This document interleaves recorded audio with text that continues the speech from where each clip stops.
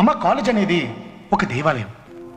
అక్కడికి ఎంతో మంది ఆడపిల్లలు చదువుకుందామని వస్తే ప్రేమ ప్రేమ అని వెంటపడి కాదంటే మేదర్ కత్తి తెలుసా అమ్మా, దాంతో నరికేశాడమ్మా.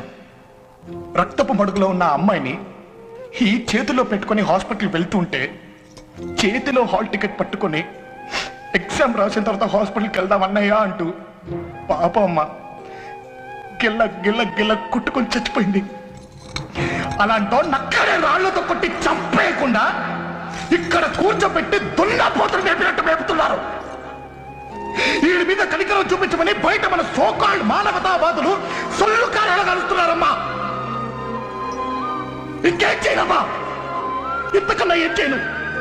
ఇప్పుడు నాకేమనిపిస్తుందో తెలుసా? ఇలాంటి ఒక కొడుకుని కనాలని ఉందయ్యా. నా కొడుకుని నీలాగే పెంచుతాను, ఇలాగే పెంచుతాను. అమ్మా